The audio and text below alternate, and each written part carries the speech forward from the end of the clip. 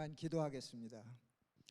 좋으신 아버지 하나님, 이번 이 선교대회를 통해서 우리 모두가 하나님 나라의 확장을 가지고 고심하는 것이 얼마나 복된 것인지를 알게 해주셔서 감사합니다.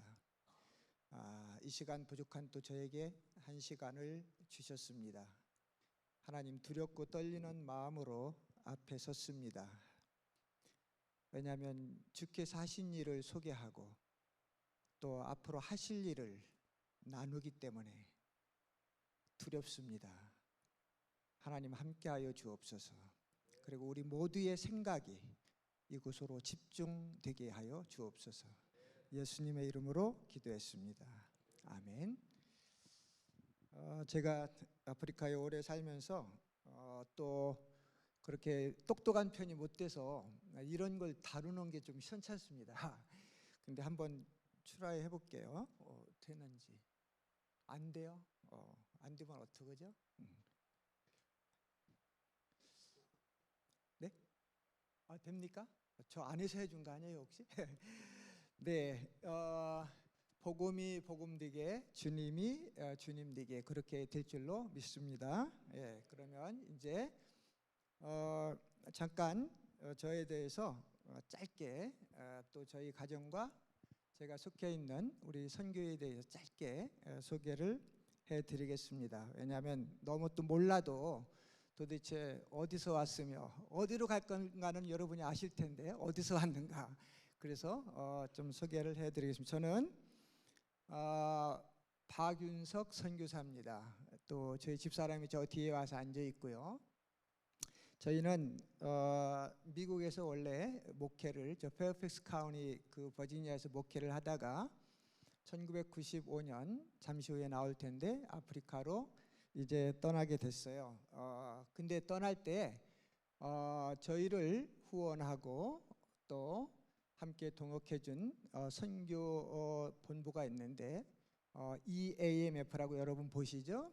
East African Mission Fellowship. 이렇게 이제 저희가 떠나면서 시작된 선교 단체입니다. 어떤 큰 교단에 속한 단체도 아니고요. 6명, 7명이 시작된 그런 작은 선교인데 여러분 어제 이용래 권사님 찬양 집회 들으셨죠? 그분께서 너무 우리 선교회를 잘 소개해 주셨을 것 같아서 제가 시간상 그렇게 많이 할애를 하지 않겠습니다. 그분들이 눈물로 그렇게 애쓰고 정말 헌신해서 큰 사역들을 하게 됐습니다. 그 사역 부분들을 일부를 통해서 잠깐 보여드리고 그것이 끝나면 한 4분 정도 동영상을 보시고 더 중요한 것, 지금까지 지난날 해왔던 사역보다 더 중요한 앞날의 사역을 여러분들과 함께 나누려고 합니다. EAMF, 우리 동부아프리카 선교회라고 하는 선교인데 미국에서 시작됐고요. 또 몇 년 후에 한국의 몇 분의 지인들이 우리도 선교에 동참하고 싶다 해서 한국에도 지부 형식으로 시작이 됐습니다. 미국은 정식으로 다 등록이 돼 있고 한국은 열심히 사역했지만 아직까지도 등록은 되지 아니했습니다. 그러나 저는 같은 이름을 가진 선교사로서 재정보고라든지 선교 보고를 할 때는 똑같이 미국이나 한국 똑같이 발송하고 똑같이 그렇게 소개를 이렇게 교제를 나누었습니다. 두 번째, 저희들이 사역한 나라는 가운데 탄자니아 국기가 보이죠? 탄자니아고 그 다음에 탄자니아 안에서 사역한 지역이 탕가라고 하는 지역입니다. 여기를 보면 4개, 5개로 제가 이렇게 구분을 해놨습니다. 탄자니아는 어떤 곳인가? About 탄자니아. 탄자니아는 어떤 곳인가? 이렇게 좀 설명을 해봤습니다.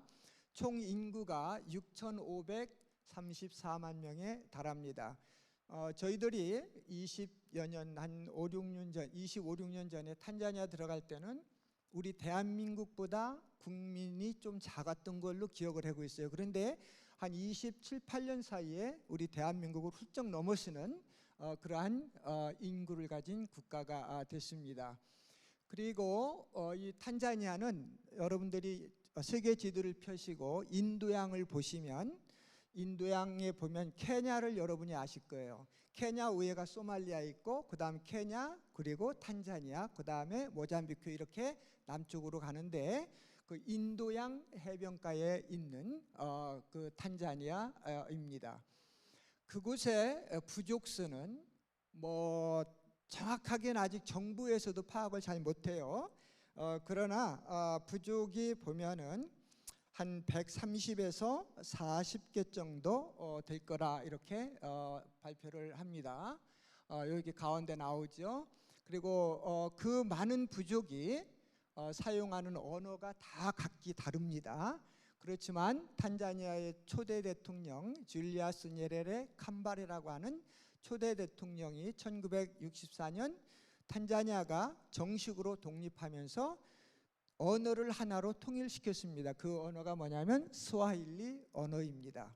그리고 이어서 같이 사용되는 것이 영어인데 아무래도 젊은이들은 요즘 영어 잘하지만 연세 든 분들은 스와힐리 하나로 아니면 자기 부족 언어로 사용을 하게 됩니다. 그래서 탄자니아 선교사뿐만 아니라 다른 지역도 마찬가지겠지만 해외 선교사들은 제 나름대로 볼 때 그 나라의 언어를 필히 배워야 효과적인 또 방금 전에 강의하셨던 교수님의 말씀처럼 옳은 복음을 전할 수 있다고 저는 확실하게 믿고 제가 어느 곳이든지 갈 때 선교사님들하고 처음 만나면 그 나라 언어를 하십니까? 묻습니다. 그래서 잘한다 그러면 기분이 좋고 아직이요 그러면은 좀 마음이 찝찝한 그러한 제가 교만해서가 아니라 그만큼 언어가 중요하다는 것을 제가 강조를 합니다. 그 부족 말씀드렸고요.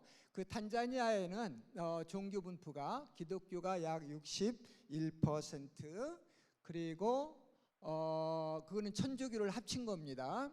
그러니까는 십자가를 놓고 예배 드리고 하는 그 교단 종교가 61%가 된다는 거. 이거는 최근 작년 인구 센서스를 하면서 발표된 것입니다. 최근 거죠.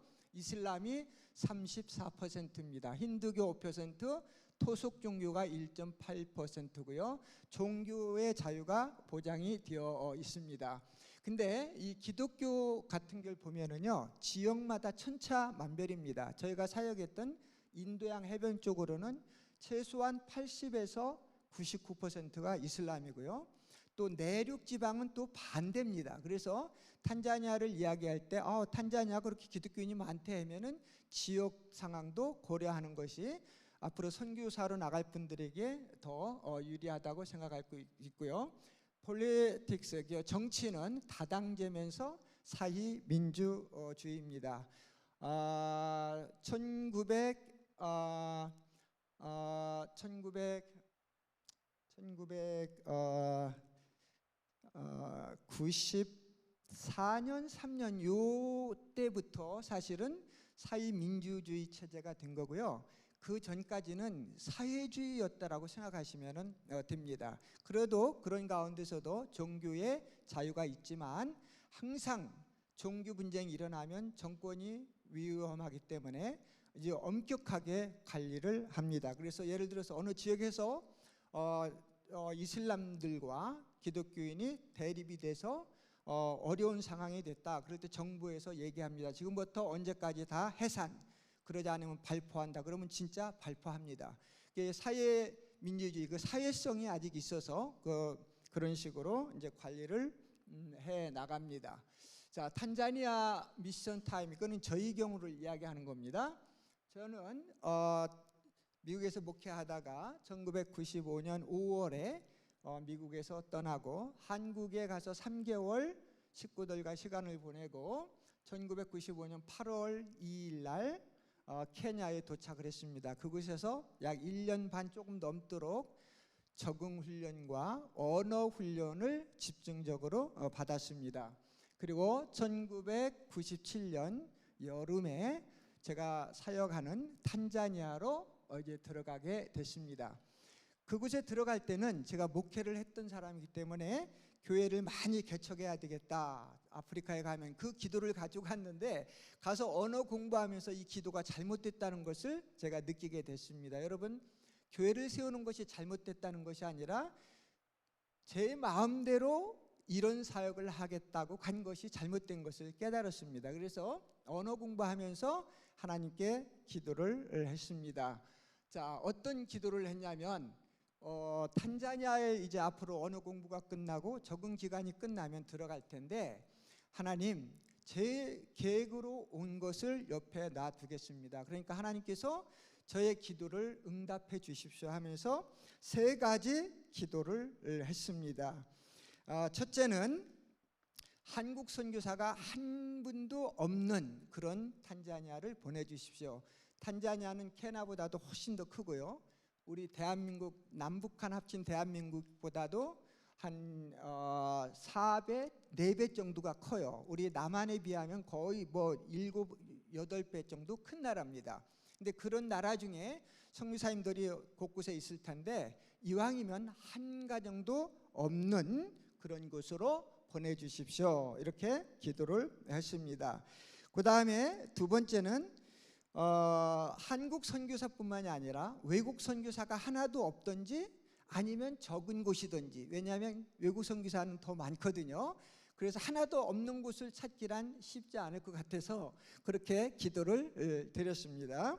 세 번째는 기독교인이 아주 적은 곳, 뭐 하나도 없지는 않을 테니까 아주 적은 곳으로 보내주십시오. 그렇게 기도를 했습니다. 여러분, 이 기도 세 가지 제목 여기 나오죠. No Korean, No Missionaries, Little Christianity, 이렇게 해서 세 가지 기도 제목을 했습니다. 그런데 여러분이 탄자니아, 노란 탄자니아 지도인데 오른쪽에 이렇게 눈물방울 있는 게 그게 뭐냐면 탕가라고 하는 곳입니다. 아까 설명했죠. 하얀 곳 케냐 있고 밑에 탄자니아가 있는데 그 인도양 해변가 쪽으로는 그 북쪽에서 남쪽까지 이슬람이 강성 지역입니다. 80에서 99%. 뭐 도서 지역은 거의 뭐 99점까지 나갑니다. 그래서 이슬람들이 분포와 있는 지역인데 이렇게 세 가지 기도 제목을 놓고서 탄자니아를 리서치 여러 번 했습니다. 언어 공부를 하면서. 자, 제가 넘어가기 전에 하나 중요한 곳을 보여주고 싶은데요. 여기 여러분 이게 포인트가 어딘가? 여기 음베아라고, 잠비아 보이죠? 잠비아? 예, 잠비아에서 조금 오른쪽 가면은 음베야, MBEYA라고 돼 있죠? 예, 국경 옆에. 거기를 여러분 꼭 기억해 주세요. 왜냐하면 제 2부 때 제가 여기를 많이 설명을 할 것입니다. 자, 그래서 이렇게 탄자니아를 놓고 기도하고 보니까 정말 탕가가 이 세 가지 기도 제목하고 딱 맞는 거예요. 예, 딱 맞는 거예요.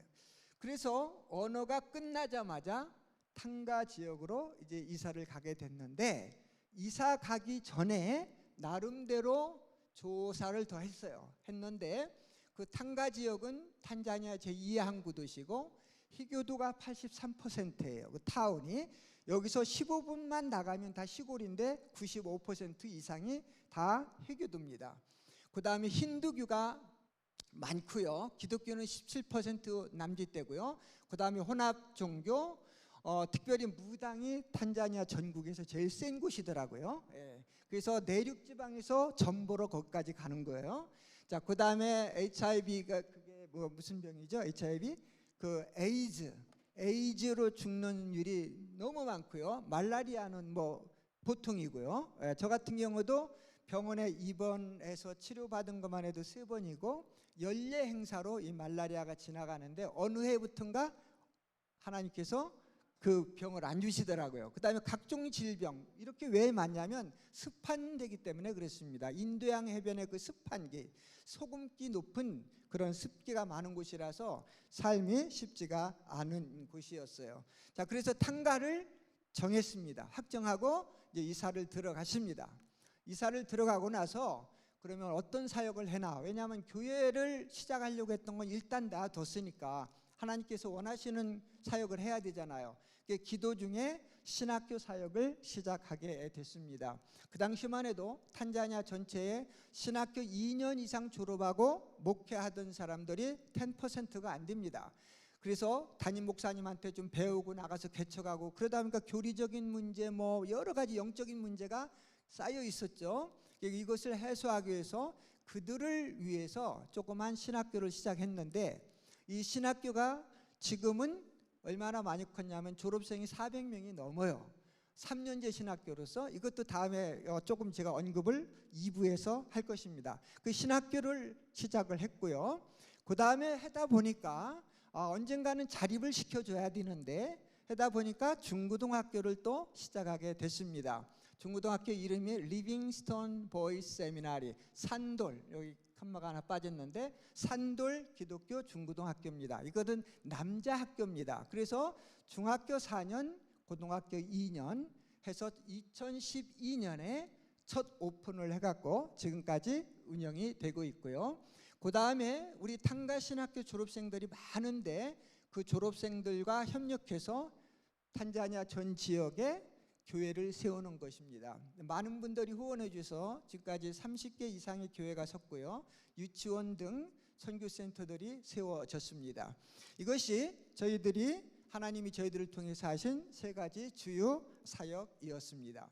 자, 여러분 이거 보시면 왼쪽에는 탕가 크리스천 바이블 칼리지 본관만 찍은 겁니다. 그 위에서 다 찍을 수가 없어서 본관만 나온 거고요. 이것은 그래도 나중에 시작한 거라서 기독교 중고등학교인데 어느 선교사님 드론을 갖다 찍어주셔서 그래도 학교 전경을 이렇게 찍을 수가 있었습니다. 이 신학교는 약 7에이커, 또 이 중학교 고등학교는 50에이커인데 다 정부로부터 무상으로 받아왔습니다. 하나님이 필요한 사역이라 하셔 주신 줄로 제가 믿는 거죠. 자, 그래서 이렇게 이제 발전이 계속 부흥이 됐는데 참 이 사역을 언제까지 저와 우리 선교회가 이것을 계속해야 될 것인가, 아니면 현지인에게 이양을 시켜줘야 되는가, 이 고민이 제가 많이 들었어요. 왜냐하면 저는 선교사로 떠나기 전부터 열심히 사역해서 사역의 열매가 맺혀질 때 그들이 스스로 서갈 때는 이양을 해주고 또 다른 사역을 하자 하는 것이 저의 선교사로서의 가진 이론이고 또 신념이었습니다. 그래서 이런 이제 이양 프로세스 하는 과정을 이렇게 제가 소개를 해드립니다. 첫 번째 스텝이 뭐냐면은 사역 초기부터 이 계획을 세웠다는 거예요. 처음부터. 그래서 신학교 같은 경우는 중학교가 시작되기 전에 신학교 같은 경우는 일이 많아도 저희 가정과 동역자는 현지 동역자로 다 했습니다. 왜냐하면 처음부터 가르쳐주고 동역을 해야 언젠가 때가 돼서 이양이 돼도 그들이 해갈 수 있기 때문에 그렇습니다. 제가 이런 기도를 하면서 하나님께 감사한 것은 뭐냐면 이 이양 프로그램이 이렇게 돌아갈 때 아주 훌륭한 그곳의 교계 지도자가 이런 말을 했습니다. 우리는 또 앞에 많은 선교사님들이 사역을 해다 두고 간 것이 실패하는 경우가 많았는데 그 이유가 뭐냐면 우리는 어떻게 운영해 갈지 방법을 몰랐기 때문에 그렇습니다. 이런 얘기를 하더라고요. 그래서 이것도 나에게 하나님이 주신 음성이구나 해가지고 처음부터 좀 외로워도 한국 선교사님들이 같이 일하고 싶은 분들이 있었는데 그분들이 요청을 해도 제가 노하고 조금 욕을 먹어도 계획적으로 현지인과 사역을 시작을 해서 이제 현지인 단체 같이 일하는 제가 체험맨으로 있던 선교 단체가 있는데 거기에 이제 핵심 멤버들이 다 현지인인데 그분들을 이제 이양해야 되겠다 하는 두 번째 스텝을 밟고요. 그러기 위해서 인력 확보를 진지하게 많이 했습니다. 신학교 같은 경우는 처음에 고생 많이 했어도 졸업생을 케냐로 교육 보내고 한국의 아시아연합 신학으로 공부를 보내고 그래서 그들이 돌아와서 우리 지금 학교장님도 아시아연합에서 석사를 한 분이에요. 다 공부를 하고 와서 그래서 이분들에게 이제 해야 되겠다 해서 단계적으로 실행에 옮겼는데 신학교 같은 경우는 5개년 계획을 세웠습니다. 5년 동안 1년의 운영비의 20%를 이양받는 교단에서 내도록 했습니다. 그래서 5년 동안에 기본적으로 들어가는 운영비 100%를 다 내더라고요. 그래서 2021년 1월부터 과감하게 이양을 시켜줬습니다. 그리고 이제 아까 얘기했던 리빙스톤 산들 기독교 중고등학교도 이제 때가 돼서 재작년에 이양을 시켜주고 저희 부부는 일단 철수를 했습니다. 저희는 철수하면서 어떻게 생각했냐면 그동안 27년 사역을 하고 또 아름답게 이양 작업이 끝났으니까 이제는 돌아가서 미국 가서 조금 좀 편하게 지내자. 여러분 이러한 사역을 하는 기간 지나온 시간이 얼마나 별일이 많았겠어요, 그렇죠? 그런 건 언젠가 또 하나님이 기회 주시면 밤새워 얘기할 수, 뭐 눈물, 웃음, 번복을 해서 얘기할 수 있을 거고 어쨌든 간에 이제 우리 돌아가서 우리 나름대로의 조금 시간을 갖자. 하나님이 어떻게 인도하실지 모르겠지만 돌아오려고 이렇게 보니까 미국에 쌓아놨던 크레딧이 하나도 없는 거예요. 미국 들어와가지고 그 다음에 들어가서 어디에서 있어야 될지를 모르겠는 거예요. 뭐 크레딧이 없으니까 아파트도 못 얻죠, 차도 못 사죠. 그렇잖아요. 미국에서 한 10여 년 목회고 간 사람인데 한 26, 7년 나가 있다 보니까 그렇게 어두워지더라고요. 그게 뭐 억울하지는 않습니다. 지금도 감사한 건데요. 그래서 이제 돌아오기 전에 저와 집사람이 그랬습니다. 뭐 내가 시민권자 가지고 있는데 거기 가서 뭐 무슨 일을 못 하겠냐. 내가 초창기에 미국 가서 접시 닦고 또 세븐일레븐에서 일할 때 그런 걸로 하면 되지. 해다가 주님 부르면 가시면 되는 거지. 그것도 안 되면 내가 사람 만나서 복음 전하는 거 좋아하니까 우버 택시를 하자. 그래서 사람 만나서 예수님 얘기하고 참 즐거운 그러한 하고 돈도 좀 필요한 만큼은 주실 테고 그렇게 계획을 세우고 이제 떳떳하게 돌아왔어요. 돌아와서 보니까 아까 말씀한 것처럼 있을 데가 없죠. 근데 감사한 것은 어제 간증하신 이용래 권사님, 우리 홍계호 장로님이 그 당시 이제 작년까지는 이사장님이었는데 그분이 큰 집이 있으세요. 그래서 아래 지하층을 내줘서 거기서 수개월을 머물 수 있었고 우리 선교회가 애써서 많은 큰 일을 했지만 이제 연세들이 다 드시니까 힘이 약해지셨어요. 그런 가운데서도 십시일반으로 돈을 모아서 차도 하나 일시불로 사주고 그렇게 해서 이제 몇 개월을 지내면서 이제 드디어 꿈에 그리던 아파트로 들어가서 지금까지 살고 있습니다. 그런데 아직도 크레딧은 많이 쌓아야 되는데 그렇지 못하더라고요. 시간이 가는 거예요. 자, 어쨌든 그렇게 해서 이제 이양을 다 끝내고 돌아왔습니다. 그런데 돌아와서 우리는 일반 일 하든지 아니면 우버 택시에서 그냥 먹고 살만 하면 되지 이 생각을 하고 있는데 하나님 생각은 그게 아니셨어요. 너 그렇게 그게 나빠서가 아니라 그렇게 세상을 살게 하기 위해서 그동안 26, 7년을 훈련시킨 줄 아냐? 이런 하나님이셨어요. 그러면서 우리에게 자꾸만 부담감을 주는 거. 물론 이양시켰어도 1년에 두세 차례 가서 방문해서 조언하고 인커리지 시키고 계속 합니다. 필요한 거 돕고 이렇게 하는데 이 부담이 자꾸만 우리 속에 오는 거예요. 그래서 선교회와 함께 기도하면서 얻은 얼른이 뭐냐면 하나님께서 그동안 열매 맺은 열매들이 많은데 이 열매를 다시 심어야 되지 않겠냐 하시는 거예요.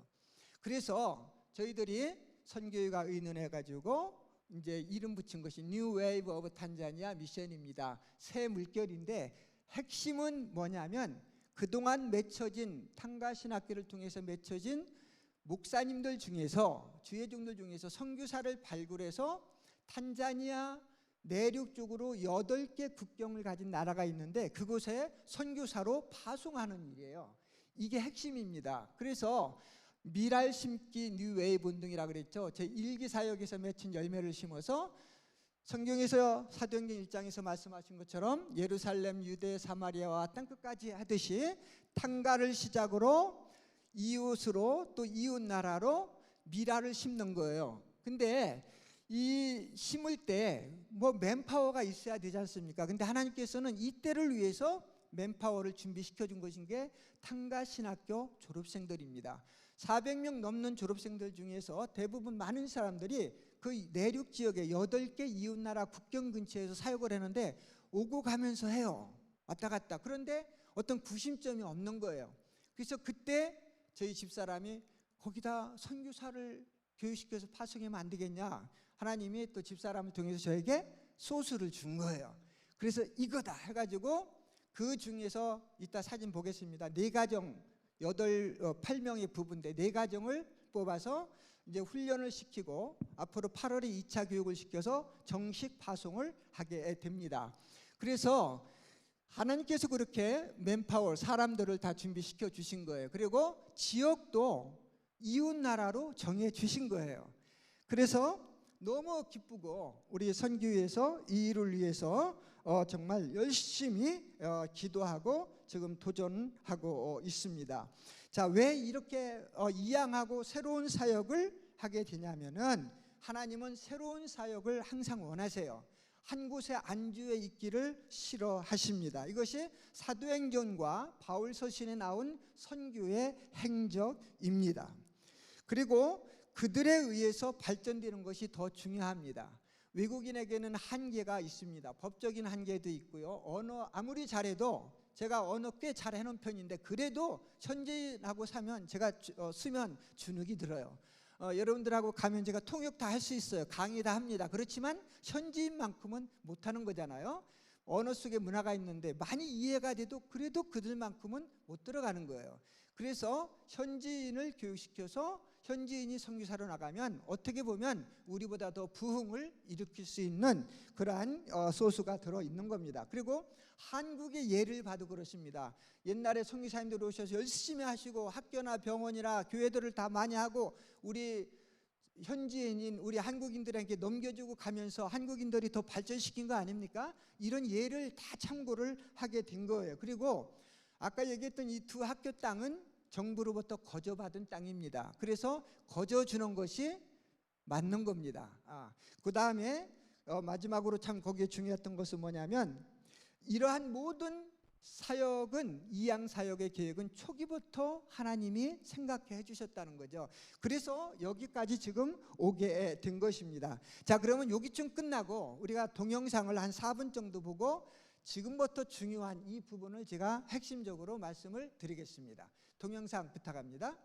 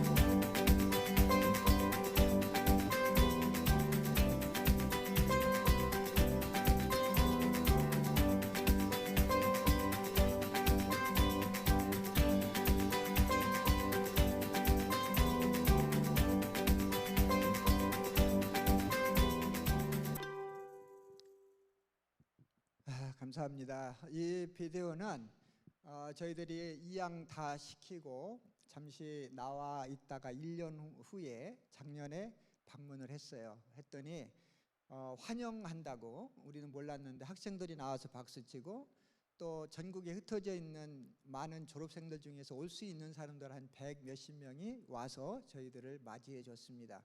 좋은 시간을 가졌죠.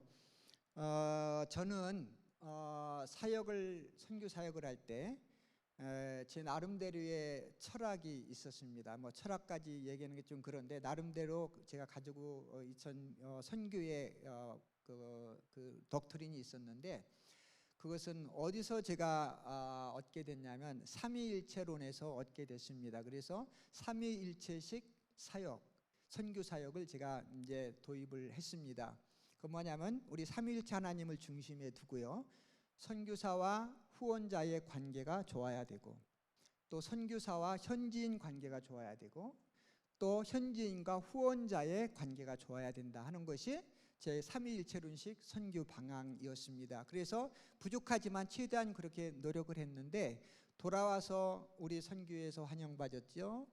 또 잠깐 나왔다가 돌아갔더니 저렇게 또 환영해 주지요. 또 우리 선교회는 우리 현지인들을 위해서 얼마나 많이 기도하고, 그들은 또 우리를 위해서 얼마나 기도 많이 하는지, 정말 제 나름대로 볼 때 하나님께서 큰 은혜를 베풀어 주셨습니다. 이런 사역지를 놓고 이양하고 이렇게 떠나올 때, 이양 계획을 세울 때 여러 선교사님들이, 또 현지의 어떤 사람들이 현지인으로서 저희에게 얘기했습니다. 이걸 다 두고 갈 거냐? 진짜 넘겨주고 갈 거냐? 어떤 분은 반신반의했겠죠. 뭐 그냥 인기 끌려고 하는 거 아니겠어? 막 이런 식으로도 생각하고요.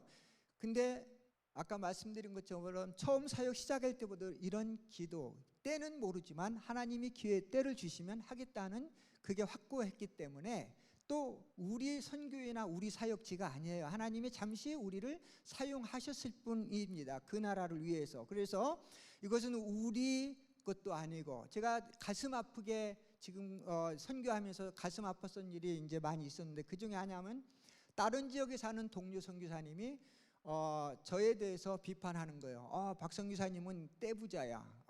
그 건물이 얼마나 많은데 떼부자야. 그런데 이런 소식을 들을 때 좀 마음이 아팠습니다. 그래, 내가 떼부자인 거는 하나님이 있으니까 떼부자지, 이것 때문에 치사하게 이거 보이는 것 때문에 떼부자는 아니지. 그만큼 대부분이 사역지를 이양시키고 떠난다는 게 쉽지는 않습니다. 근데 솔직히 하나님과 여러분 앞에서 제가 얘기하는 것은 이 보이는 것 때문에 마음이 아프고 그러진 않았습니다. 물론 우리 선교회는 그동안 얼마나 많은, 어제 이용래 권사님이 얘기했듯이 거의 600만 불이라고 저도 나중에 들어와서 들었는데, 6년 동안 그렇게 헌금을 많이 했느라고 얼마나 힘들었겠어요. 그러니까 좀 아쉬운 부분이 있겠습니다만은 과감하게 선교사의 의견에 아멘 따로 줬습니다. 그래서 이런 이양 과정이 이루어지고 지금까지 잘 되고 있는 겁니다. 자, 그래서 지난 것은 지난 겁니다. 하나님께서 이미 영광을 다 받으셨고요, 그들이 하는 거예요. 심는 자가 있고 거두는 자가 있는 겁니다. 우리는 심은 자로서 거둘 수 있는 만큼 해줬으니까 이제 그들이 영적이든 뭐든 걷어 나가면 되는 거고, 우리는 뒤에서 함께 협력하면 되는 거예요. 중요한 것은 앞으로 남은 것입니다. 여러분, 어떤 사람이 그랬습니다. 우리 인생은 스피드가 아니라 방향이다 그랬습니다. 방향을 잘 설정해야 되는 거죠. 그래서 기도 중에 아까 잠깐 언급했지만 이 뉴 웨이브 오브 탄자니아, 이것을 하게 된 겁니다. 핵심은 여기서부터 되게 중요합니다. 15분 남은 거 제가 최대한 이렇게 하겠습니다. 핵심은 뭐냐면 맺은 열매를 다시 심는다 하는 것입니다. 맺은 열매를 심는다. 내가 요한복음 12장 24절, 내가 진실로 진실로 너희에게 이르노니 한 알의 밀이 땅에 떨어져 죽지 아니하며 한 알 그대로 있고 죽으면 많은 열매를 맺느니라. 여러분, 저는 선교사라 그런지 몰라도 거의 다 모든 말씀을 다 선교하고 연결이 되더라고요. 예수님 한 분 오셔서 죽으시니까 우리가 얼마나 많은 사람이 구원을 받은 거예요. 그렇죠? 그래서 우리가 하나의 미랄이 돼야 되겠다. 우리 선교회가, 또 저와 여러분 모두가 그런 생각을 갖게 됩니다. 죄송합니다. 그리고 또 한 말씀 바탕이 뭐냐면 고린도후서 9장 6절, 적게 심는 자는 적게 거두고 많이 심는 자는 많이 거둔다는 말이 있다고 그랬잖아요. 우리 목사님들 죄송하지만 저도 옛날에 미국서 목회할 때 헌금 강조할 때 이 구절 많이 썼습니다. 그런데요, 선교 사역을 하면서 제가 회개를 했습니다. 하나님, 많이 심는다는 것을 왜 그쪽으로만 제가 생각을 했는지 너무 부끄럽습니다. 선교하고 연결했으면 더 선교를 많이 했을 텐데. 그래서 이미 맺어진 열매 그대로 놔두면 그달 하나로밖에 없지만 하나 심으면 또 더 많이 생기는 거 아니에요. 그러면 하나 심어서 많이 맺으면 여러분 10개 심으면 더 그만큼 맺는 거잖아요. 그래서 하나님께서 지난 26, 7년 동안 맺어주신 그 열매들을 그냥 놔두지 않고 심자 하는 것이 뉴웨이브 우리 미션 운동입니다. 이것이 추수의 법칙입니다. 열매는 심으면 반드시 싹이 나고 자라서 또 열매를 맺게 합니다. 이 두 구절 위에도 많은 말씀이 있습니다만은 이 두 구절을 핵심으로 삼았습니다. 그리고 이렇게 하는 과정 속에서 뭐를 생각했냐면 현지인 선교사 후원 계획도 세워야 되잖아요. 아까 4가정 일단 선정하고 지난 3월에 가서 1차 교육하고 8월에 우리 신학교에 총동창회가 2년에 한 번씩 있는데 많이 옵니다. 거기서 또 교육받고 교회 신학교 이름으로 파송을 하는 거예요. 후원은 우리가 같이 하면서. 그래서 이렇게 기도 후원, 재정 후원, 재교육, 전진기지 구축을 4단계로 나눴는데 기도 후원은 후방과 선교지 성도들이 같이 하는 거예요. 그리고 재정 후원도 후방뿐만이 아니라 선교지 신학교 동문들 교회에서 적든 많든 같이 동참하는 거예요. 왜냐하면 현지인 선교사를 훈련시켜서 파송시킬 때 후방에서만 우리한테 하듯이 선교연금을 보내면 얼마 가지 못합니다. 그래서 현지 교회가 동참시키는 거예요. 처음에는 우리 후방이 어쩔 수 없이 많이 지원을 하지만 시간이 갈수록 뒤집어지도록, 그래서 나중에는 우리 신학교 동문들 교회들이 더 많이 참석해서 후방보다 선교비를 다 후원할 수 있도록 하는 겁니다. 그 다음에 파송된 선교사들을 매 2년마다 정기적인 교육을 시켜요. 물론 그 전에 세미나를 통해서 조그만 교육들이 많이 있지만은 그런 교육도 잡고요. 그 다음에 아까 여러분 지도 볼 때 제가 은베아라고 하는데 집중해달라고 그랬죠. 탕가라고 하는 저희 신학교 있는 데서 거기까지는 960 몇 킬로, 거의 1000km가 됩니다. 근데 여기처럼 길이 좋지가 않잖아요. 근데 그 내륙 국가에서 사역하는 선교사님들이 이 탕가까지 오려면 경비 시간 며칠씩 오고 하니까 그게 다 손해입니다. 위험하고.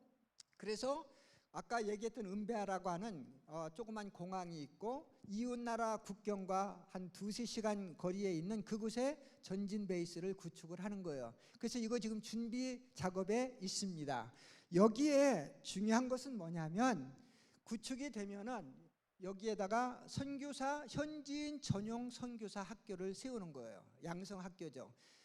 탕가신학교는 목회자 양성학교였다면 이것은 전적으로 선교사 학교입니다. 그래서 이 선교사들을 많이 양육시켜서 내보내다 보면 선교사님들에게 문제가 뭐냐면, 어려움이 뭐냐면 자녀들입니다. 자녀들을 이 베이스에서 교육시킬 수 있는 학교를 세우는 겁니다. 이것을 위해서 지난 26, 7년을 하나님께서 일하셨구나 하는 확신이 온 거예요. 그래서 우리 선교회와 저희들 부부 너무 지금 익사이팅 하고 있어요. 그래서 제가 이제 얼마 있으면 또 탄자니아 이렇게 들어가게 되고 이제 아무래도 더 많이 가 있게 되겠죠. 이렇게 해서 이 사역을 이제 해 나가게 될 것입니다. 사명이란 무엇인가? 제가 이제 후반에 잠깐 설명을 좀 하고 싶어요. 지금까지는 지나온 사역을 봤습니다. 이제 우리 그거 별로 생각하지 않습니다. 그냥 거룩한 의미에서 협력하기 위해서 생각하는 거지 우리의 자랑, 우리 선교회에 내놓을 자랑거리라 설명하지 않습니다. 지나간 것은 아까 말씀드렸듯이 하나님께서 이미 영광 받으셨고 또 그들이 열매 따면 되는 것이고 우리는 새로운 영광을 하나님께 돌릴 길을 찾는데 바로 이 두 번째 사역인 것이죠. 자, 사명이 있어야 됩니다. 그러려면 라틴어로 미시오라고 합니다. 이 내용은 뭐냐면 보낸다 하는 의미입니다. 보낸다. 그 다음에 헬라 말로는 아포스톨로스, 보냄 받은 자. 신약에서는 우리가 사도라고 할 때 아포스틸 이렇게 얘기하잖아요. 여기 지금 사진 보이고 있는 사람들이 우리 신학교 예배 드리는 그 장면입니다. 그래서 이런 사명자들을 키워내고 그 속에서 선교사를 발굴해서 내보내는 것이 저희들의 두 번째 프로젝트가 되는 것이죠. 여러분, 사명이라고 할 때 사자는요, 심부름할 사자입니다. 불일 사자입니다. 여러분, 퀴즈 하나 낼게요. 잔심부름 하는 사람이 뭐죠? 잔심부름? 학교에 많이 있는데 소사. 자, 나라 심부름 하는 사람? 그거 모르면 안 돼요. 나라 대사잖아요. 특별한 심부름을 하는 사람은 특사. 아이고, 이제 잘하시네. 그 다음에 몰래 보낸 심부름꾼 밀사. 끝내줍니다. 자, 하나님의 심부름꾼 천사. 교회 심부름꾼은 집사고, 그 다음에 예수님의 심부름꾼은 뭘까요? 대부분이 사자를 넣으려고 하면 생각이 안 납니다. 자자를 내야 됩니다. 자자. 제자 아니면 사도, 이렇게 구분을 합니다. 그리고 사명의 명자는 목숨 명자입니다. 목숨 명자. 자, 여기서 중요한 거, 사명은 뭐냐 하는 거예요. 사명은 사신이나 사절에게 주어진 임무, 일을 이야기하는 겁니다. 마치 요한복음 1장 16절에 하나님께로부터 보낸받은 사람이 있으니 그의 이름은 요한이라. 요한이 사명자로 이 땅에 온 것처럼 예수님이 우리를 구원하시는 사명을 가지고 오신 것처럼, 그래서 성경이 말씀하는 사명은요, 하나님께서 우리에게 주시는 부담감이 사명이라고 할 수도 있습니다. 모세가 당신에게 주어진 일을 할 때 얼마나 부담감이 많았겠어요. 이스라엘을 해방시켜야 된다는 그 부담감이 사명입니다. 해야만 되는 일, 그래서 프레셔가 오는데 그것이 바로 부담감, 곧 사명이 되는 것입니다. 여러분, 그러면 선교란 뭡니까? 선교 보겠습니다. 잘 알아요. 우리가 미션은 하나님의 특별한 사명을 준행하도록 부르심을 받은 개인이나 교회나 혹은 단체가 사명입니다. 그래서 이 부르심을 받은 단체가 그 사명을 받고 나가서 일하는 것이 선교 사역입니다. 그래서 하나님의 특별한 사명을 준행하도록 부르심을 받은 개인이나 교회 혹은 단체가 협력하는 일이 사명이고요. 그래서 우리는 거룩한 부담을 가져야 되고, 기쁜 부담감을 가져야 되고, 때로는 걱정이 되고 염려가 돼도 세계 선교에 대한 부담감을 가져야 하는 것입니다. 이 부담감이 식어지는 순간부터 기독교의 부흥은 퇴락하게끔 되어 있습니다. 기독교인이겠죠. 유명한 목사님은 아니죠. 우리가 잘 아는 오프라 윈프리라고 하는 터키시 하는 여성 있잖아요. 이분이 이런 세 마디를 했어요. 남보다 더 많이 가졌다는 것은 축복이 아닙니다. 그것은 사명입니다. 두 번째는 남보다 아프고 힘들어하는 것은 고통이 아니라 사명입니다. 세 번째는 남보다 기쁜 일이 있어서 가슴 설레는 것은 망상이 아닙니다. 이것은 사명입니다. 우리 기독교인들이 이 사명감에 투철해야 되겠습니다. 선교가 얼마나 중요하냐면 모든 사람 대상으로 하지만 젊은이들 키우는 거 참 중요해요. 저는 이곳에 이렇게 오기 며칠 전에 한국의 참전교회라는 교회를 알았습니다. 물론 아프리카 있었고 왔다 갔다 할 때 정부로부터 코비드 때 많이 고난을 겪었다는 것은 제가 뉴스를 들어 알았는데, 설마 여기 와서 그런 목사님을 뵐 줄은 저는 꿈에도 생각 못했어요. 그래서 여기 오기 전에 그 팜플렛을 보고 참전교회 목사님이 오신다 해서 그 교회를 한번 유튜브로 들어가 봤습니다. 그리고서 몇 시간을 설교하는 거 보고 그 교회가 당했던 그런 것을 다 보면서 제가 시간상 한마디로 결론을 그때 얻은 게 뭐냐면, 여기 고병찬 목사님 계십니까? 안 계세요? 아이고 다행이다. 이 고 목사님은 의리의 목사님이구나 하는 결론을 얻었습니다. 하나님의 일을 위해서 의리를 지키시는구나. 부연 설명은 하겠습니다. 의리 있고 용기 있고 담대하다. 그리고 그 교회에 속해 있는 IBMC 오늘 공연을 제가 보면서 너무 감격을 많이 받았는데 얼마나 귀한 사역인지 모르겠어요. 대한민국의 정말 신앙으로 굳게 서는 민주주의 국가가 되기 위해서 어린 학생들까지 발벗고 나서서 수고하는 그런 영상을 보면서 가슴이 정말 벅참을 느꼈습니다. 그러면서 하나님께 감사한 것은 뭐냐면 아까 리빙스턴 보이스 세미나리 우리 중고등학교를 주신 거에 대해서 감사를 했고요. 그 학생들이 7월 초에 한국을 방문하게 되는데 이런 모든 과정을 통해서 하나님의 나라가 그 땅에도 확고히 서는데 학생들이 쓰임 받도록 기도해야 되겠다라고 하는 기도의 열망을 다시 갖게 됐습니다. 자, 미셔너리란 무엇이냐? 이러한 중요한 일을 가지고 나가서 전할 수 있도록 부름받은 사람들입니다. 제가 말씀을 이제 좀 마치겠습니다. 마치면서 중요한 포인트를 짚어드리겠습니다.